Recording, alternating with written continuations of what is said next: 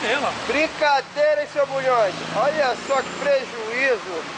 Mas já tá perto de casa, né? Tem razão, mas o pneu Olha furado. só. Pneu com buraco. Olha o estado da bicicleta, seu Bulhões. Meu Deus do céu. Olha só, Coca. Agora dá até pra ele chegar em casa se quiser andando, não tem problema. Olha o João trocando aqui. E aí, João, meu amigo? Pô, hoje tá sinistro. Hoje foi brabo, né? 5 vezes eu e ele uma. Né? É. Mas tá tranquilo, né, João? Pra mim já tá em casa, né? Tranquilo. Tá na ilha, tá em casa, tá tranquilo, né? Não tem nenhum problema. Tô filmando aqui, Coca.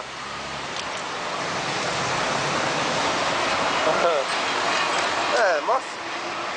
A câmera dele explodiu, rasgou. Explodiu. Da bicicleta dele. Entendeu? Toma, moleque. O pneu dele estourou. Trouxe aquela remenda que tu falou? Nossa. Ele vai botar um remendo. Mas acho que isso não dá, porque esse dele é menor, pô. O manchão. O pneu dele estourou da frente, abriu no meio, o Coca.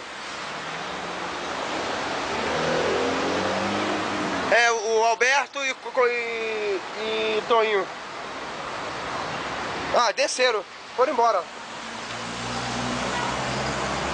Já desceram. Não, daqui, pô. Eles pararam aqui na casa show, foram embora e o pneu dele estourou, vim atrás e parei, entendeu? Aconteceu isso. Mas tá tranquilo, Coca. Daqui a pouco eu tô aí, tô chegando, mané. Valeu? Vou filmar lá na Cocotá, a última filmagem. Tô na casa show, perto aqui McDonald's.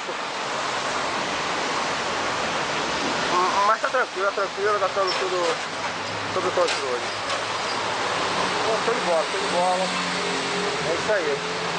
Valeu, Coca, um abraço. Até mais, valeu.